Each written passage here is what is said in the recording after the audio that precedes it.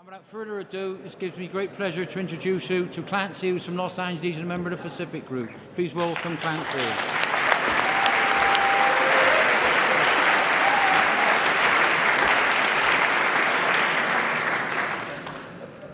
My name is Clancy I. I'm an alcoholic.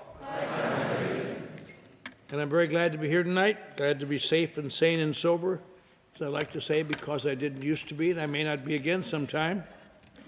And I want to certainly express my appreciation to be back in Bristol. This is a pleasure for me. I've had a hard week over in Ireland with the Irish Mafia. We heard one of them this evening, Peter and Aidan and Sean and Tommy and John and Patrick, and my head reeled. But they were very kind to me, and I really appreciate them.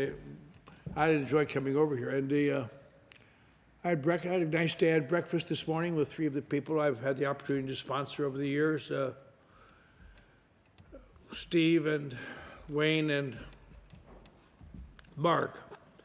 And they chattered all the way through breakfast. It's just so warm. And the only time they stopped was when the waiter said, "Who's going to take this check?" They allowed me to talk. But I've been coming here a long time. I sit and look at Travers up there and think when he met him at the International Convention, he came to Los Angeles and he invited me over here in 1989, the first time I came, and I've been here several times since then. I was younger then. I thought I was probably at the peak of my career when I first came here. I was 30 years sober, and that was 17 years ago, and I've kind of gone downhill since then. But I hope I'm getting old gracefully. I've talked about this before, but you might as well hear it again. When I turned 70, some years ago, my doctor started giving me iron tablets to keep me strong and alive, I guess. And that's, I've been taking it for years. And then a few months ago, I'm not going to tell you why I did this, but I've been reading some advertising, and I tried the Viagra. And I didn't know that if you're taking iron tablets, you're not supposed to take Viagra. And now every 6 hours, I face north.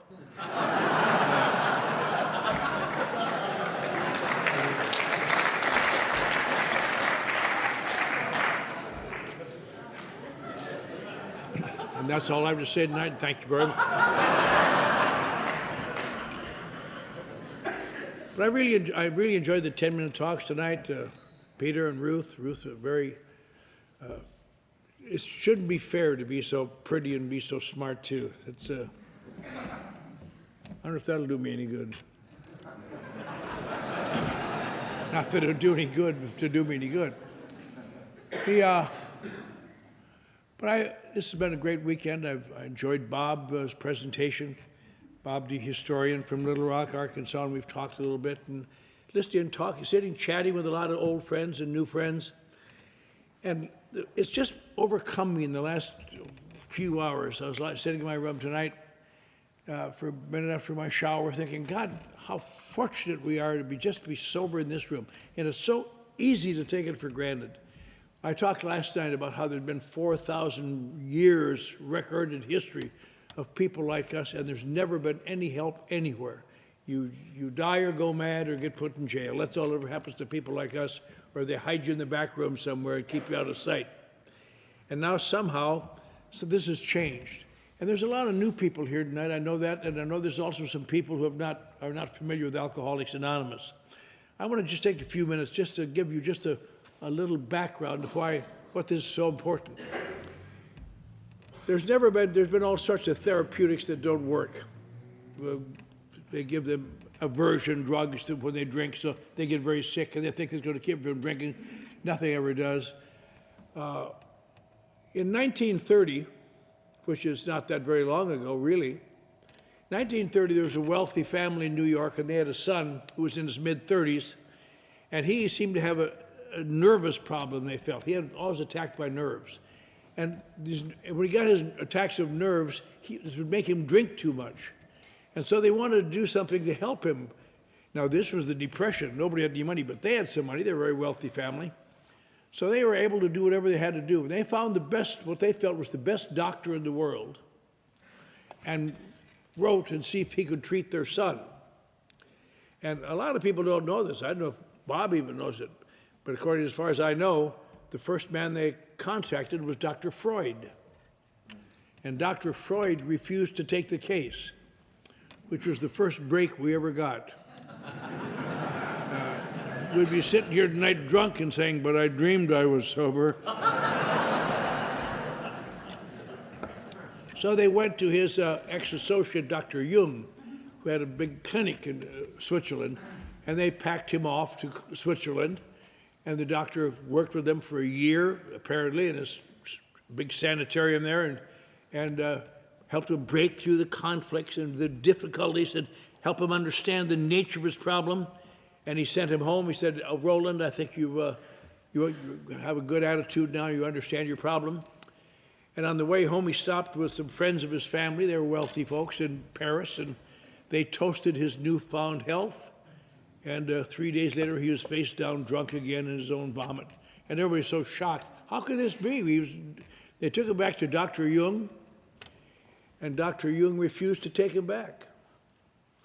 And they were quite shocked. He didn't mean any harm, he said, but I know, he said, but I realize now, he said, in effect, that I've misdiagnosed his case. I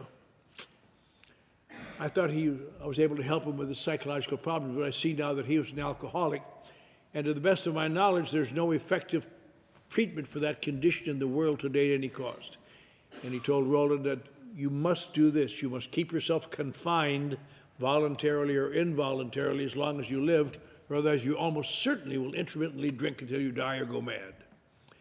And Roland was quite thunderstruck by this, and he says, is there any other way at all? He said, well, there have been a few cases in the literature, I've never seen one actually myself, but there have been a few cases in the literature where there's been some involuntary psychological reversion. They call it some sort of spiritual experience. But I don't know any way that you can achieve that. I suggest you stay away from alcohol. And Roland came home this time. And this time he didn't stop for any victory dinners in Paris. And on the ship from Paris to New York, or from France to New York, he apparently did something that all of us have to do if we're going to stay here. He somehow surrendered to the fact that he was hopeless or helpless. And he came back and he cast about, what can I do? And he'd been a vestryman in the Presbyterian Church. He wasn't a nice guy at all, but that hadn't helped him. There was a movement then called the Oxford Movement. Most of us have heard the term. You may not know where that comes from. It's an interesting little story. In 1912, in Pennsylvania, a Lutheran minister felt that Christians were not doing enough for their Christianity, and he wanted to get people back to that zeal they used to have thousands of years ago. So he started an organization predicated on action and involvement and understanding, and he called it the First Century Christian Association. He wanted people to be willing to sacrifice themselves like they did in the first century. And it didn't go over much. There's a few people, not much.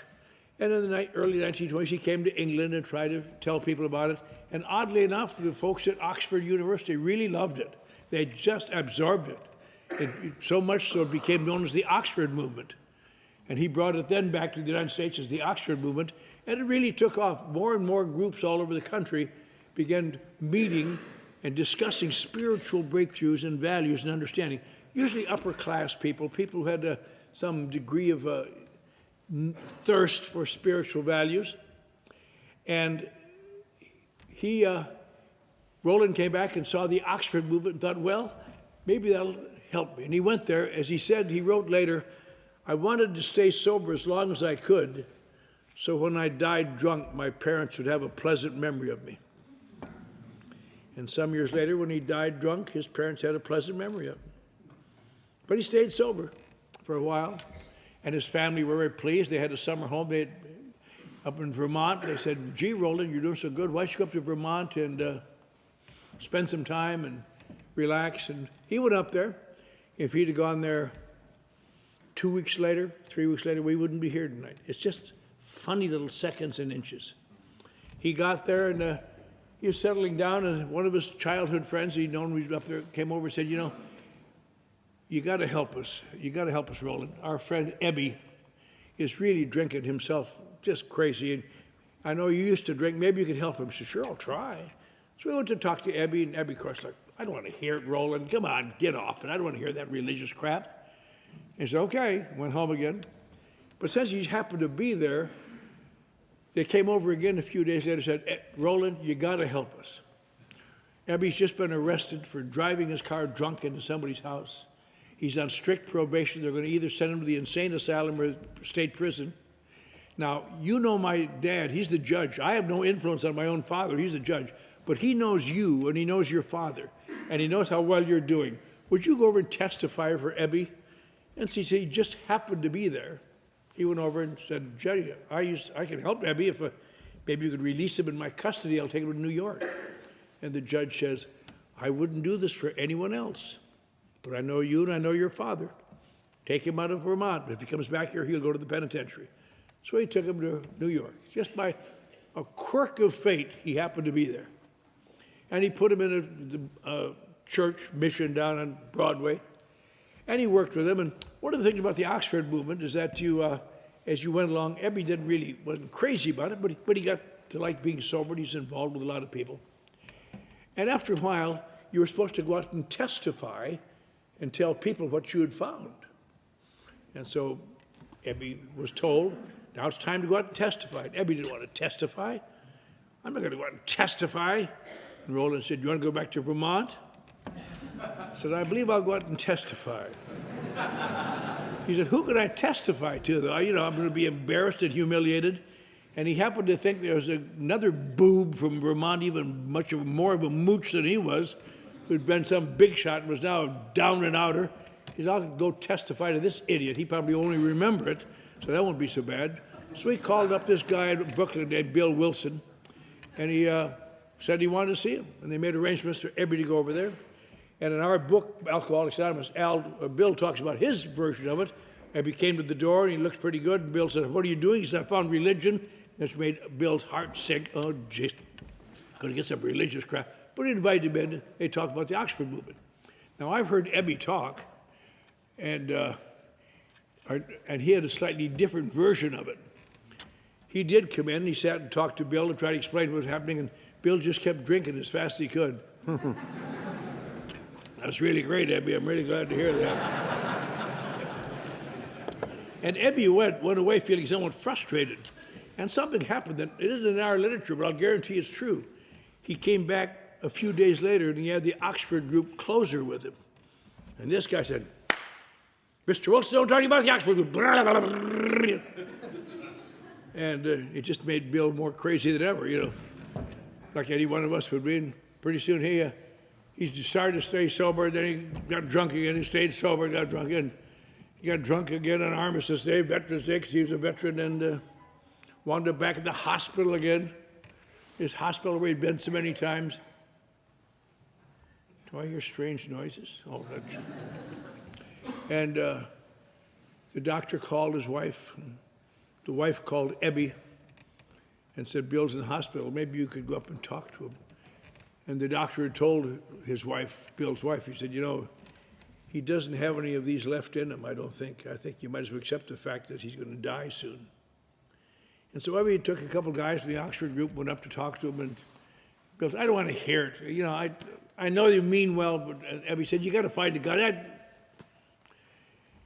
And in the middle of the night, Bill knelt by his bed in desperation. If there's a God, show yourself. And as he said, he had something strange happen. He explained it later. It's almost as though a light filled the room, he thought. And he thought he heard a wind blowing through, and he thought he was going crazy. And he didn't know what it was. And then it went down again, and he called the doctor and said, I don't know what happened to me, but I think I've had a terrible break. Maybe I'm getting crazy. The doctor said, no, I don't think so. I don't know what it is, but hang on to it. And apparently this guy had never deserved it, had no earning for it, had no merit for it, was the 1 in a million or 2 million or 5 million who had a true spiritual experience. And he came out of that hospital, and he went to the Oxford group to be with Ebby and help other people. Now you think, what's the big deal? What do we have to worry about Roland and Ebby and all these things? because of the very few people who ever had these spiritual experiences, they always went into church work, and that was the last you ever heard of him. Because it rolled in an ebb, he thought he was supposed to help people stay sober. And so for the next 6 months, he went out, found street drunks, and tried to help them, and took them home. Sometimes they couldn't sleep, and take them to these meetings. And of course, that didn't make a big hit at the Oxford group with very nice people.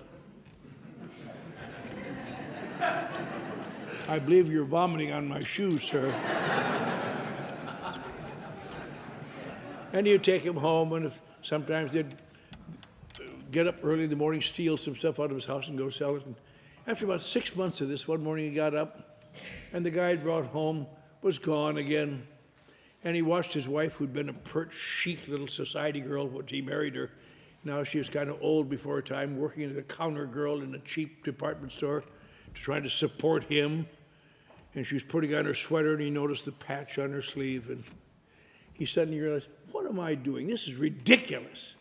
I'm trying to help these drunkards, and not one of them is saying something. He said, Lois, I'm going to stop doing what I'm doing. I'll get a job somehow. I'm not going to do this anymore, and I apologize for doing it.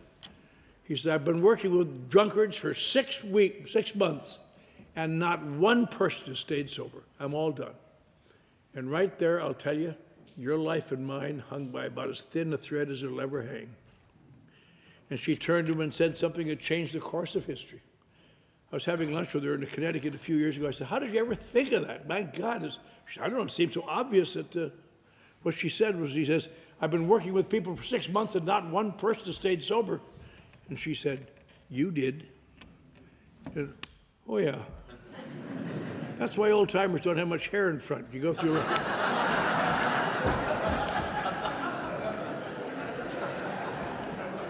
So he kept trying to do it, and he finally somebody gave him a little job going out to Akron, Ohio. He's going to set up some small machine company. He's going to be involved in it and get the stock, and he's going to be president. And it just blew up in his face. And this is going to be his last chance. I told him, make this deal, because that's the last time you're going to have a chance. You've ruined your reputation.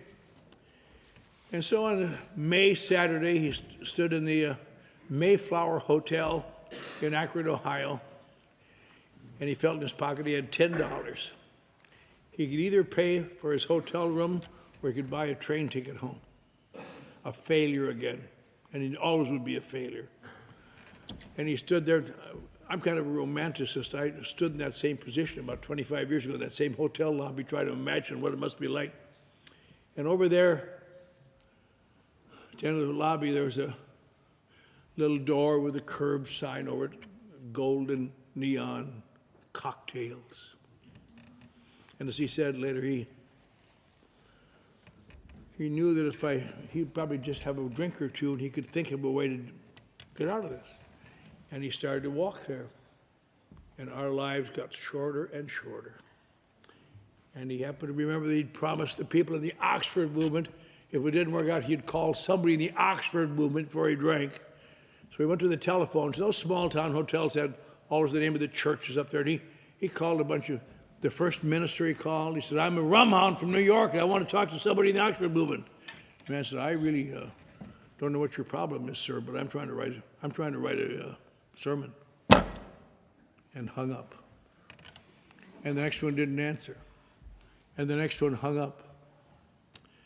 And I don't know about you, but if that had been me, I'd have said, well, I did what I could. Give me a drink. But he got a hold of a guy named Walter Tunk. I just love that name. And the doctor said, yeah, I'm glad you called. I have a woman in my parish who's having trouble with her doctor, who's quite a drunkard, and maybe you could. So he got a hold of her and talked to her. And she said, yes, you stay there and I'll see if the doctor's home. She called the doctor, and his wife said, yes, he just came home drunk. He's laying on the kitchen floor, or living room floor. He's too drunk to talk to anybody today, but I'll talk to you tomorrow. So this woman made arrangements for Bill and this drunken doctor to meet at her house. And on that morning, Mother's Day, actually, 1935, Bill went out there. Because it happened to be Mother's Day, the doctor was a little more flexible. He was so ashamed he'd been so bad to his wife. He said, I'm so sorry. And he told his wife, his son young Bob. Now he's dead from old age, so he wasn't really all very young anymore. He was in his 80s. He died a couple of months ago. But he and I were pretty good friends. He always used to like to talk about how riding out there to this house, and his father just kind of telling his mother, "And I'm going to go out there and I'll talk to this guy, but I don't want to get any more lectures about my drinking. I'll do better in the future. I'm going to do this because it's Mother's Day and I've been kind of screwing up. But really, don't make me sit through a big lecture." And they went out there and they talked. They had a little dinner. Then these two guys went out in the room, and Bob was going to spend 15 minutes with them. And they stayed in there 3 or 4 hours. And they came out, and the doc said, "And I can't believe it. That's the first man I ever talked to who seems to know how I feel and why I drink." And he said, Bob said to Bill, he said, "Bill, I know you have to get home to New York, but could you stay with us for a few weeks? We could just talk about some of the Oxford movement and how I could sustain this feeling." And Bill thought, let's see. I have no way to get home. Yes, I can stay, fortunately. And he stayed there, and they spent 2 weeks discussing the spiritual values of the Oxford movement and the spiritual understanding underlying these things and how we could all gain more spiritual values. And Bob just was feeling so good. He said, "Bill, this weekend I'm going to go to the American Medical Association convention in Atlantic City. I was there last year and I got drunk and they all ridiculed me. And I'm going to go this year and I'm going to be in great shape and I'm going to show them what's happened to me." He said, "You stay here with my wife and kids and I'm going to go off to Atlantic City." And Monday morning, 6 o'clock in the morning, Mrs. Smith got a call. She said, "This is the doctor's office nurse." She said, I'm so sorry. I got a call from the station this morning. They had to carry the doctor off the train. He was so drunk, couldn't walk. And he laid on the platform. The station agent called me, and I came down here, and I've taken him to his office, and he's laying on the floor of the office. I'm so sorry. I don't know if the doctor will ever be able to stay sober. And Bill and Mrs. Smith went down there and took him home. And poor sick boob. And I'm so sorry. Yeah. And a couple of days later, he woke up, "God, I'm so sick." He said, "What day is today?" And he said, "It's Thursday, June 10th, Bob." He said, oh my God, I've got to do a surgery, a cancer surgery. And look at my hand. I can't even hold a knife. My God, what am I going to do? And so Bill got him up, they got him dressed, and Bill bought him some booze to settle his hand down. And he took him down to the hospital and dropped him off. "Good luck. Let us get home as soon as you can." And they went home and waited for him. 1 o'clock, didn't know Bob. 2 o'clock, 3 o'clock, 4 o'clock, 5 o'clock, and they knew where he was. Drunk somewhere, but where? Where could they find him?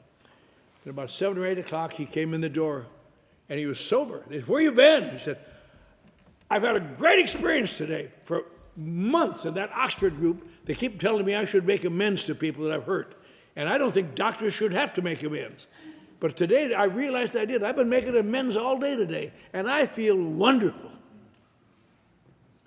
And he and Bill stayed sober from that day forward. That's why they called that day his birthday, June 10th, 1935.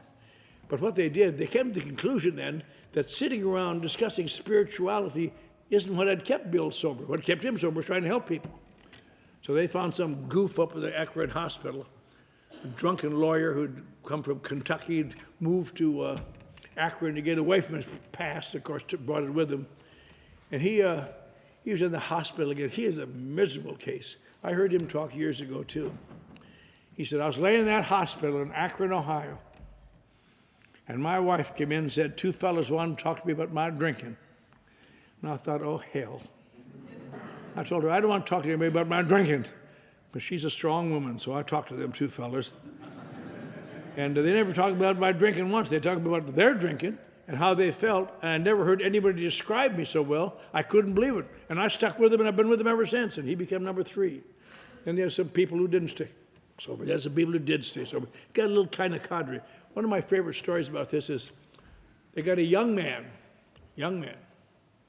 and he came, and they kind of young, 30, 29 or something like that, but we'll let him go along. And he he went to the meetings, and he fell in love with Dr. Bob's daughter. And he did something that is like opening Pandora's box that should never have been opened. He brought our movement its first relationship. I don't know any word that any sponsor more dreads than to hear that one. I want to talk to you about my new relationship. Oh, Jesus. What you have to have is an aha machine on your desk. Just put the phone down. And they fell in love, and they got married. That sounds nice. I mean, they didn't have AA like we have it now. There's just a bunch of the Oxford group. But in a sense, he was marrying his sponsor's daughter. That happened to me. My youngest daughter, Susan, fell in love with some goof I sponsored.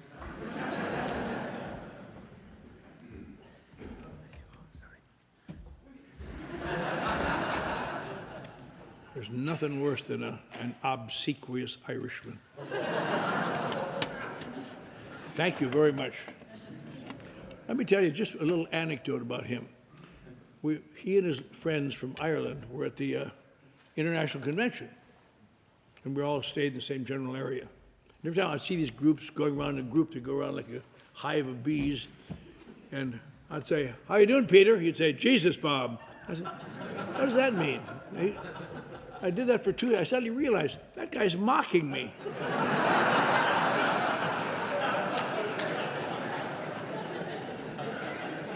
The least you could have done is say it like this: "Jesus, Bob."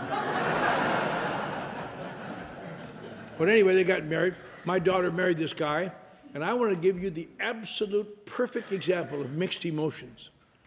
Watching your daughter go down the aisle to marry a man whose fifth step you've heard.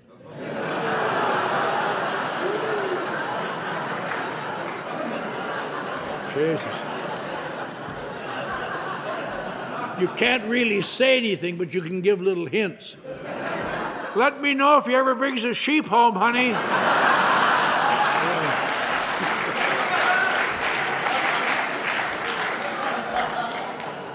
And since he was a newlywed and should be with his wife, they kind of told him, "You don't have to do the things we're doing. You don't have to go to the Oxford group meetings as much as you don't have to help people," and so on. So they felt surprised when he got drunk and died, and turned her against AA for 50 years.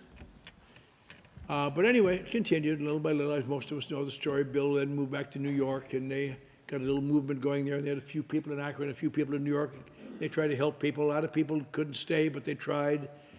And in 1938, they had a great idea. What we really need is some hospitals. We'll build some hospitals, and then we can help people get sober, and we'll show them how to stay sober, and it'll be wonderful. But how are we going to get money to buy hospitals? So that we'll write a book. We'll write a book explaining our lives and how they worked, and people will be so eager to buy this, we'll have enough money to buy hospitals. So they had Bill Wilson write this book, the one that we all have copies of, apparently. And he took it, he'd show it to people, they'd discuss what to do about it and what they thought ideas should be. And they published it in early 1939 and looked forward to a feast of orders. And they got about 10 orders in 3 months or something like that. And they realized this was not going to do it, which was a good thing for us. But they had the book now. And they began to, little by little, call themselves Alcoholics Anonymous. Started in Cleveland, but went to different places. And in 1940, a guy named Fulton Ursler was editor of Liberty magazine. His wife was in AA, and he was so impressed by that. He wrote a little article. He wrote that thing. What do they call it? That alcoholics are such wonderful people that all of us like to read, but nobody else believes. But he wrote an article in in Liberty magazine about AA as a religious organization. It did no good whatsoever. Got about 50 questions. And the next year, the Saturday Evening Post had a writer who specialized in corruption. He had just finished a series in the Saturday Evening Post on the corrupt labor unions in Philadelphia, on the docks. And his next assignment was to write a series about Alcoholics Anonymous, this new crazy thing. And so he went to AA and started doing the story, and much to his surprise, it was what it says it was. And he went to St. Louis to talk to alcoholics there. He went to Los Angeles. All over, they couldn't find anything wrong. And he wrote this glowing article, which made Alcoholics Anonymous sound, it can help these people that nothing else has ever helped. And it took the nation by storm. Thousands of inquiries came in from all over. All over, the AA just boomed, and the new meetings started in town after town after town. And it was the golden days of Alcoholics Anonymous, 1941, 42. Then in 1943, things began to take a turn for the worse. Bill started getting letters, gee, our group has fallen apart. Our group canceled out. Our members are drunk again. We don't know what else is going on. And Bill didn't know what to make of this. And there were a lot of problems. People were fighting. People in Los Angeles would have nothing to do with the Akron people. They wanted only in New York. People in Chicago had nothing to do with the people in New York, only wanted the Akron people. People fought and argued and battled and drank. And Bill, in an effort to save AA, he thought, started a little magazine, called it The Grapevine, and it was the shape of a newspaper, you know. And that didn't seem to do much help. But in 1945, somebody submitted an article for The Grapevine and said, Bill, you ought to read this. And this, he read it, and it talked about an organization that he'd never heard of, that was kind of like AA, that had been just 100 years before. 6 drunks got together in Baltimore, Maryland, and they decided, they took a vow they weren't going to drink, they were going to help each other stay sober. People laughed at them. You drunken bums, you can't even keep yourself sober. How are you going to keep other people sober? But they stayed sober. And they began working with other people one-to-one. And some people came down from Philadelphia and heard about it, went back, started a movement. Some people came up from Washington, D.C. and started a movement. Some people came down from Boston. And little by little, they had a little group of people gathering. At the end of the year, they had several hundred members. And you know, think how difficult it was. No telephones, no radios, no television. Every connection had to be one-to-one. And then in the second year, the entertainment of people in those days was mass meetings. You'd go and hear speakers. They got a couple of mass meeting speakers who really were great spellbinders and got them in the movement. And they began talking about the Washingtonians and how to stop drinking through God. And they just poured in. At the end of the second year, they had they estimated maybe upward of 5,000 or 6,000 members. At the end of 5 years, the estimate, as far as anybody could tell, was they had about 100,000 sober members. If you could imagine that, that's without any help at all, except one-to-one. And it was the most phenomenal thing in the history of mankind, because it dealt with people like you and me that never had any help. And in 1940 or 1845, these guys got thinking, apparently, you know, we're doing so well in helping drunkards. We should help a lot of people. We could people who have narcotics problems, not narcotics like we have today, heroin and cocaine, but laudanum and opium, who aren't alcoholics. We should help people who have emotional problems. We should get involved in stamping out the sale of alcohol. That was the big one, get rid of alcohol. And we should get involved in some physical things and political things. And all these people put their shoulders to the wheel for all these great causes. And by 1848, they were extinct, and nearly all of them died drunk on the street. Boom. Their big speakers got drunk, and that created a great problem. They go out and speak against the Washingtonians. People fighting and arguing. I had an article written by one of the guys in 1861 who couldn't imagine. I don't know what happened. He said, we were doing so well, and then people were so busy doing other things, they didn't have time for us. And Bill saw this and read the problems the Washingtonians had, and how they fought with each other, and how they argued over things, and how they got caught up in money, and how they got caught up in publicity for the speakers, and on and on. And in a last gasp effort to save AA, he wrote the 12 Traditions, based on the Washingtonian experience and our experience. And he issued them in the long form. If you've never seen the long form, on the back of the book, they're across the short form. The long form, he issued them one by one in the new Grapevine to make people understand we could be saved. And Alcoholics Anonymous had one problem then that it has now, and I guess always will. It's made up of alcoholics. Well, so most of the people didn't want them. We don't want your damn traditions. We want love. We got steps. We don't need that crap. And Bill used to drive around his motorcycle to meetings, put his wife in the sidecar, try to explain these are not rules. These are ways to save AA. Yeah. You read in the archives in New York, sad little letters. They're sad in retrospect, inviting Bill to come and speak at an anniversary, only if he promises not to speak about the traditions. It's kind of funny to me, but it really was a terrible battle. And Bill was just terribly upset. He and Dr. Bob knew they had to get these across somehow. How can we do this? And they assigned their followers, find one place where we could have a meeting where we get people from Los Angeles and Houston and Dallas and New York and Akron, and they could sit down together and see how similar they are. And the people in Akron said, well, we'll go to a meeting. We won't go to New York. The people in New York, not to be outdone in spirituality, said, we won't go to Akron. So Bill and Dr. Bob got together. They came up with a Solomon-like decision, Cleveland. Okay. So in July of 1950, the first large group of alcoholics of our type that ever got together in a convention scene sat down in Akron. I have the tapes of that convention. They're very fascinating. One of the things they had was Dr. Bob's talk, which I talked about last night when he was dying. But the thing was, they had 6 young guys.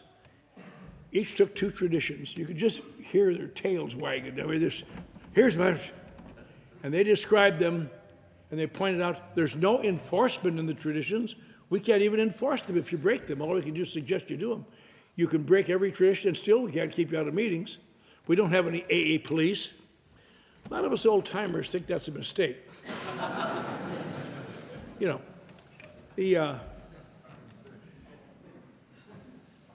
in my area, although it's not so true as it used to be, but I am known as a dictator-type sponsor. I tell people what to do. And people say, you shouldn't do that. But what they don't realize, you can only be a dictator-type sponsor with the absolute permission of the dictatee. All he has to say is, screw you, and the dictatorship is over, you know. It'd be nice if we had police could come at night and say, did you say screw you to your sponsor? Come with us to the camp. But on that day of 1950, it's an interesting thing in the tape. Even after everybody and understanding why they should do it, Bill was still not sure it would be voted in. And he said, you have now heard the traditions read. Seeing no objections, they're adopted. And they became part of our lore. And that's something, you know, people like us got to remember. So often, new people come in, they'd never hear anything about the traditions. They're just some kind of rules they put in the back of the book, a bunch of nonsense. And really, they're most important because they talk about what we should do here. They talk about that our message is to carry the message to alcoholics who still suffer, not people who have other problems who are not alcoholics.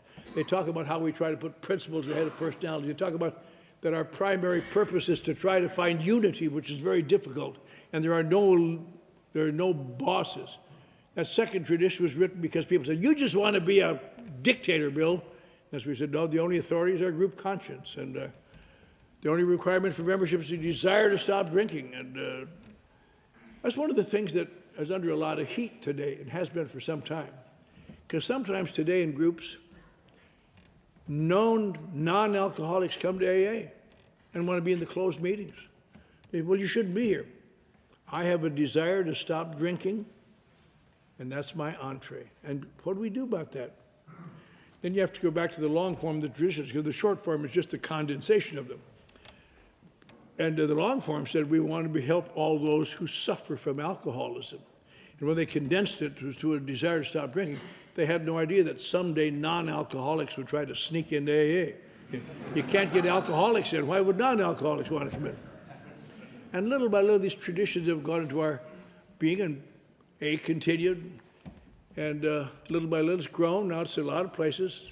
150-some countries, over 2 million sober alcoholics, most of them doing quite well. A long way from getting out of alcoholics, maybe, but it's a long way for people who are here.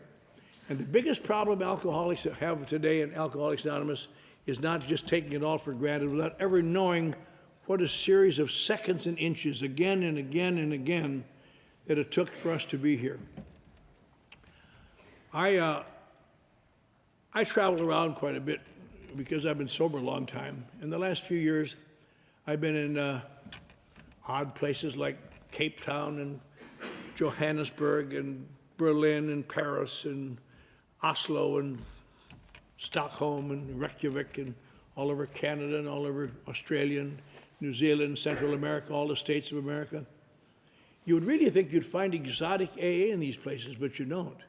It's so amazing what you find with different accents, the same emotions, the same feelings. It's amazing how identical people like us are beneath the veneer. And yet we all come here feeling different, and unless we can overcome it, we're going to die from it. A lot of people come here and don't ever stay because they never understand that the very feelings that make you seem different are the feelings that are universally held. The feelings that my case is different, my problem isn't really alcohol, I have these emotions you don't understand, I need something beyond this. One of the great things that are happening today in AA, of course, is apparently there's been a big epidemic of something called being bipolar. And at least in America, a lot of people now are bipolar, which is a modern name for manic depression. And people, well, if they're not bipolar, why are they being diagnosed as bipolar? And a good thing to remember about that, the symptoms of bipolar illness is extreme highs and lows, which are obviously the symptoms of manic depression. What are the symptoms of being newly sober? Highs and lows. And you go to the doctor says, geez, you got bipolar, Jack. Because nobody decent would have those kind of emotions.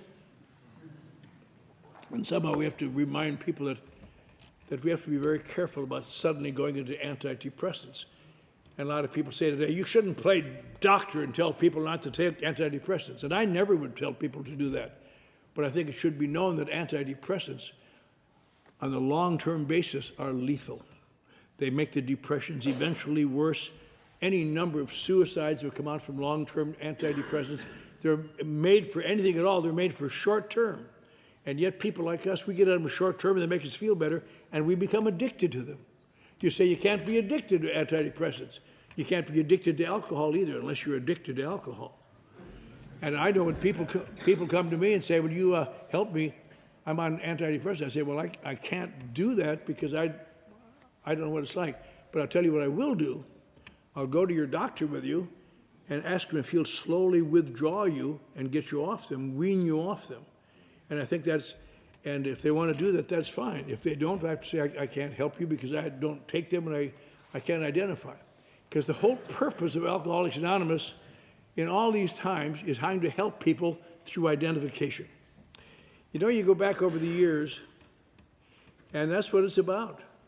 That's why it is essential to be an alcoholic in Alcoholics Anonymous. Why? Because we think we're better than any other people else? Not at all. It is because without being an alcoholic, there's no identification. I've been working with narcotics addicts for over 30 years. But if I go to an AA meeting and hear a glib narcotics talk, that's just information. I'm much more impressed when some goof gets up there and says, "I've drunk an awful lot and I drank everything and I've been here about a month and I got a sponsor and I feel like it's hell, but it's getting better." We all know that feeling. From the very first movement of Bill Wilson talking to Dr. Bob and Dr. then talking to all these other guys, it's always been identification.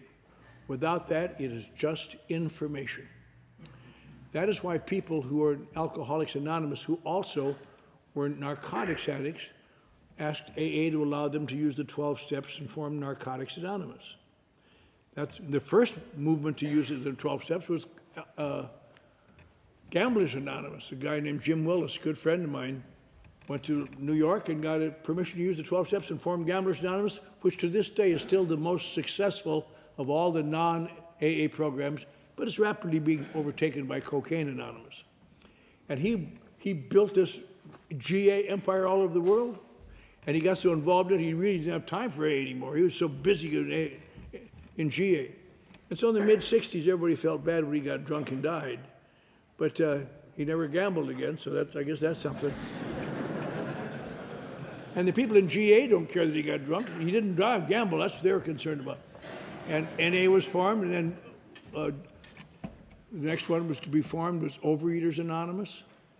Got permission, and Cocaine Anonymous. I knew all these. They were all formed in Los Angeles in my early sobriety, and I knew all the founders. And I wonder why would they just, isn't it all, you hear people say, isn't it all just one big disease? What's all these movements for?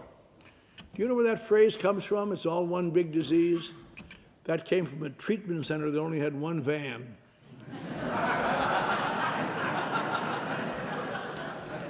Because it really isn't all one disease. It's that identification is necessary.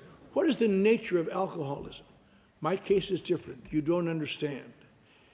And somehow, I've kept my armor up.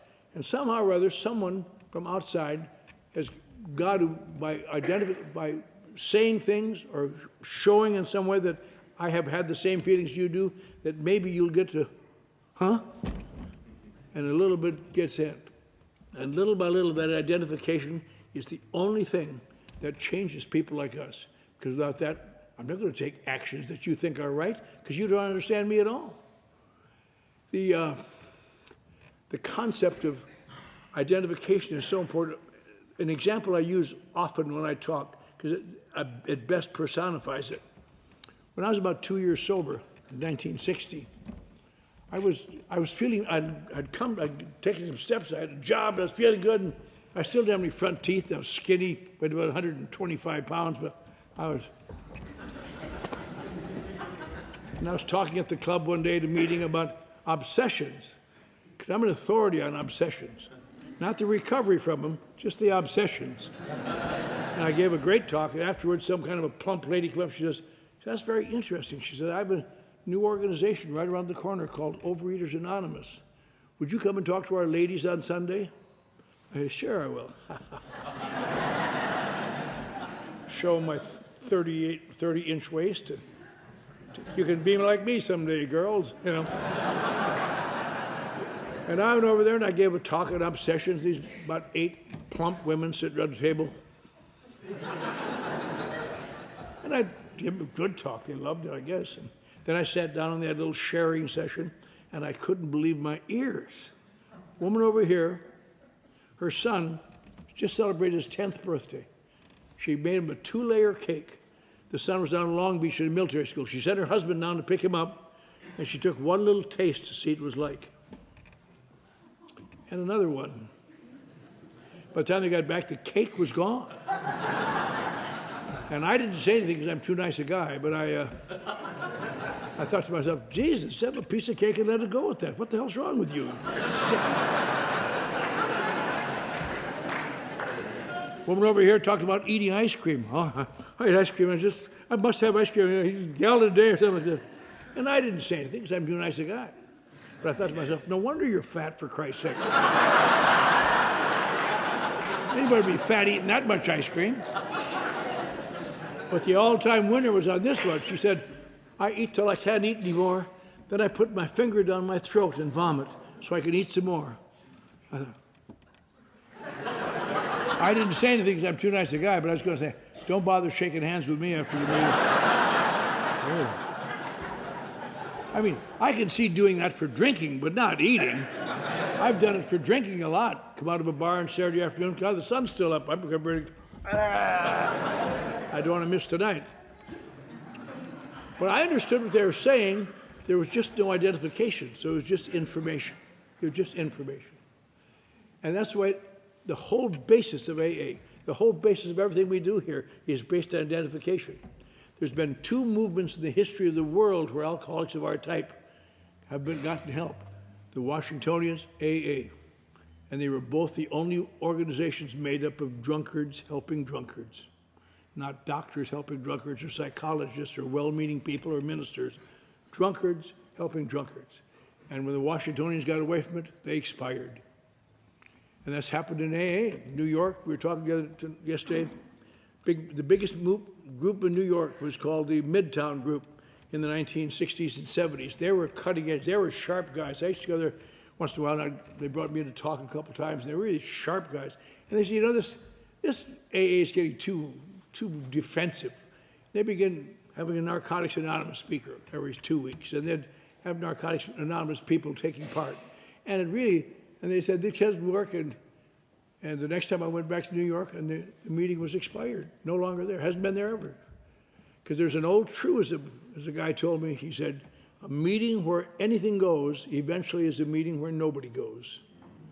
Because whether we like it or not, we go to AA to get that identification, to get that feeling of understanding. When we don't get it, we feel deprived.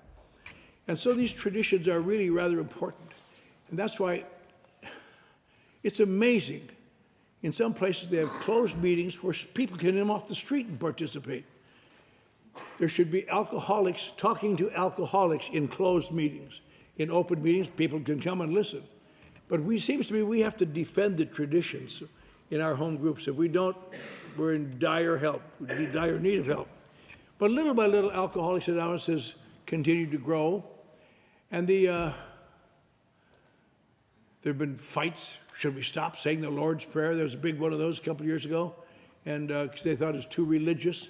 But it really is ridiculous because they say, well, the old-timers didn't say the Lord's Prayer. That just came in lately with these religious people, and we should get rid of it. And a lot of people got in terrible fights and drunks about it. And I have an interesting letter here that deals with where the Lord's Prayer came from. And it's Bill Wilson wrote it. He said, now about this business of adding the Lord's Prayer to each AA meeting. This practice probably came from the Oxford groups who were influential in the early days of AA. I think that saying the Lord's Prayer was a custom of theirs following the close of each meeting. Therefore, it's quite easily got shifted into general customs among us. Nevertheless, the prayer is of such widespread use and recognition that the argument of its Christian origin seems to be a little far-fetched. It is also true that AAs believe in some kind of God and that communication and strength is obtainable through His grace. Since this is the general consensus, it seems only right that at least the Serenity Prayer, the Lord's Prayer, be used in connection with our meetings. It does not seem necessary to defer to the feelings of our agnostic and atheist newcomers to the extent of completely hiding our light under a bushel. However, around here, the leader of the meeting usually asks those to join him in the Lord's Prayer who feel that they would care to do so. The worst that happens to the objectors is that they have to listen to it. This is doubtless a salutary exercise in tolerance at their stage of progress. So that kind of took care of the Lord's Prayer arguments for a while. But the theme of this convention, I've thought about this over the weekend, listening to people, talking to people, seeing old friends. Where do we go from here? There has never been a more successful movement in the treatment of alcoholics of our type in the history of mankind. It is absolutely staggering. And yet people leave us every day. They leave us because they forget that you don't get well here. You get well, as I said last night, in the same sense that a diabetic gets well as long as he takes his insulin and he lives. But when you stop taking that, you get sick again and you drift back. I was talking to a lady yesterday who, 13 years sober, tried to commit suicide. And I said, why? She said, well, I didn't go to meetings for a couple of years. And I understand that. It happens a lot. My sponsor, Bob, who saved my life, and I would go to the wall for that man. After I was sober a while, his son died, and he felt very bad. And then while he was gone from that, they changed the format of his home group, but she thought he had rights, they shouldn't do that, and he punished AA by not going to AA. And I used to talk to him, I said, Jesus, Bob, Jesus, Bob. I had front teeth now, I had a little more. I said, you ought to get some meetings. He said, look, I'll take care of that. Don't tell me about A, for God's sakes. And so finally he felt so bad he went to a psychiatrist. The psychiatrist realized that he had deep emotional problems and prescribed some medications for him, which took away the memory of why he didn't drink, and he finally drank and died drunk. And people would say to me, Jesus, your sponsor who saved your life died drunk. Is this going to make you get drunk? And I said, no, it just puts an exclamation point on what he told me. He said, if you don't do these things, you'll drink. He stopped doing them and he drank. It's quite simple. And that's what's very important for alcoholics of our type, that we must remember we have to keep doing it, not to become a fanatic, but you have to, as the book says, and you hardly ever hear it quoted, our sobriety is based on the maintenance of our spiritual condition. And our spiritual condition is based upon not incessant prayer and self-obsessed dealings with God, but getting out of self, trying to be of service to God and to mankind little by little, even when it's inconvenient. And we all find it difficult sometimes, but that's what we're here about. The purpose of AA is to enable us to live with some degree of dignity, because action helps when nothing else does. And the book says, when all else fails, work with another sobriety, with another alcoholic. Why? Because when I'm thinking about that sick puke, I'm not thinking about this sick puke. That's why. I don't want to close now. When I was about 5 years sober, I was really doing pretty well. I had front teeth at last, clothes, good job. I thought, I really should be a secretary of a big group, because I got a lot to offer, baby. And the biggest group in Los Angeles was the Brentwood group, which meets about 6 blocks from where O.J. Simpson didn't kill his wife. He hadn't done it yet. I mean, he didn't. But they selected their secretary, a big meeting. They selected their secretary because they had a little steering committee. They'd get together, they'd select somebody. But I had a stooge on that steering committee. So I said, Smokey, tell them that I'm ready to be a secretary and see what happens. I saw him the next day. I said, well, how did it go? He said, well, your nomination died for lack of a second.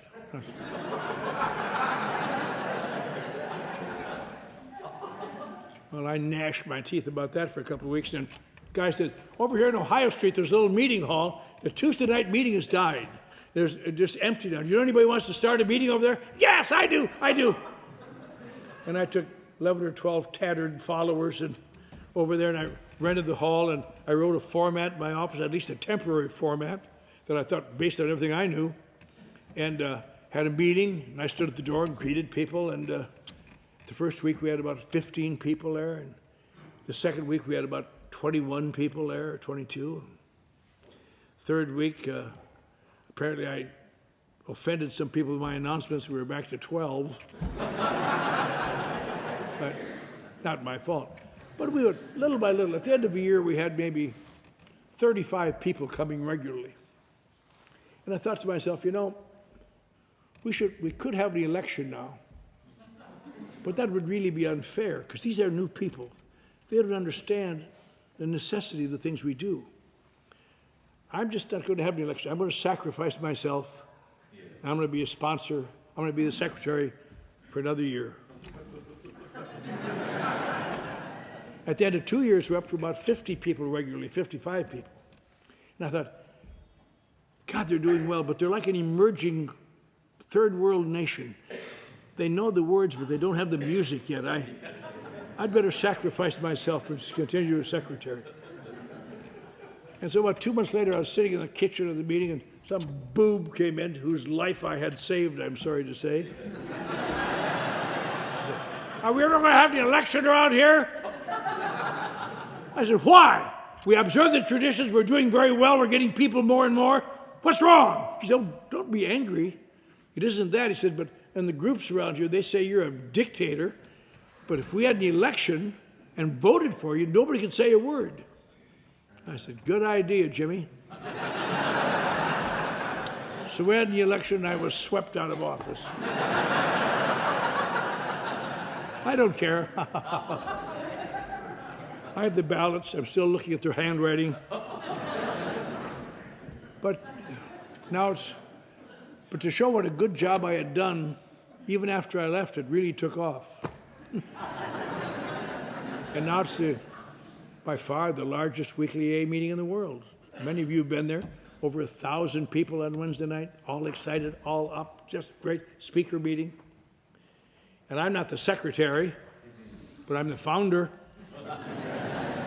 And I sit in the middle and I give little signals.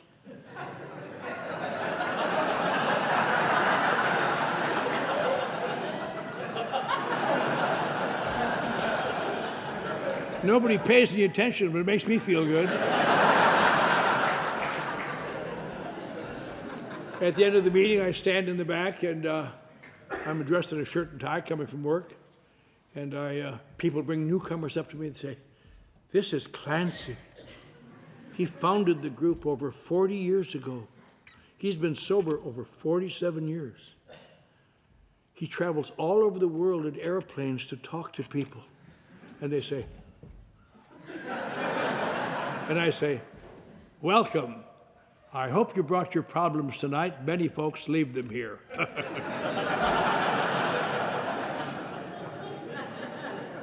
Once in a while, some puke will come up who doesn't know who I am. "Hey, buddy, can you give me a ride back over to the Veterans Hospital?" And the nice thing about AA, I'll teach you this, and you can think whatever you want to. You can look right in their sick little eyes and think, "What? Give you a ride to the Veterans Hospital? You should have stayed there, you crazy bastard." There's 1,000 people in this room who need action desperately. There's one who has given all, year after year after year. I'm not just some guy in a shirt and tie. I'm Clancy I from up in the sky.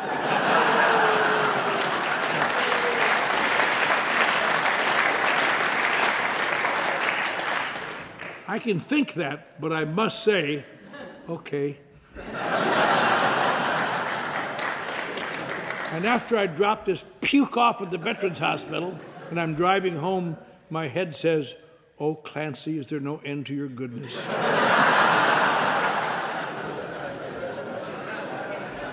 It's the amazing thing.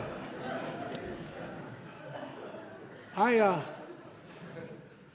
want to give a special thanks to a dear person, a dear friend of mine, Sally, for inviting me here. And I'll tell you a secret that she doesn't want you to know, but I will tell you because I'm a kindly man. Tomorrow is her 32nd birthday.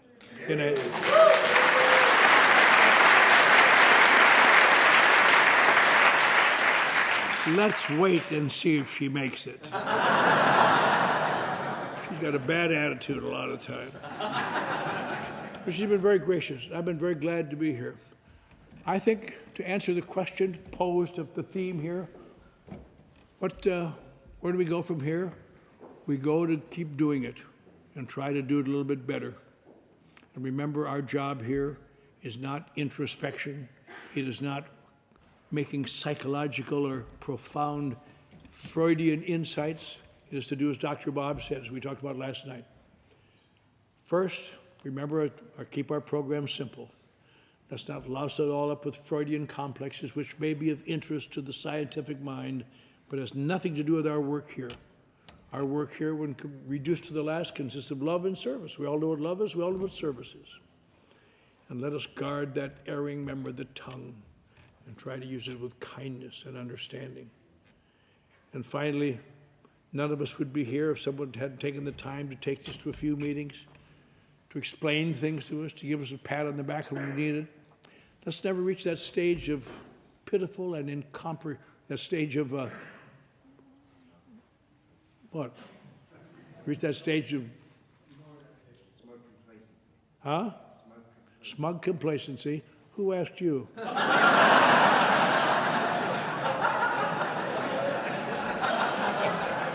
Now you know what AA is like. You extend a hand of friendship and some son of a bitch bites it. Never reach that stage of smug complacency where we are too busy to help our fellow man. Where do we go from here? We go and do it a little bit better and tomorrow. And some days they won't be very good, and some days we'll have to say, come on, midnight, but we keep doing it. And remember, AA is not only designed to make you dry, it's designed to do exactly what alcohol did fast. We do it slowly, to little by little change my perception of reality, to little by little change my relationship to the world around me. to little by little come to believe that my insides are secure and I don't have to be vulnerable to everyone who frightens and threatens me. I am most pleased.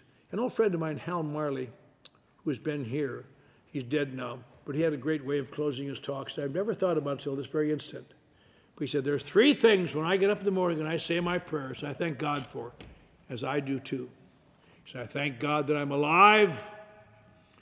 I thank God that I'm sober. And I thank God that I'm a member of Alcoholics Anonymous. Good night.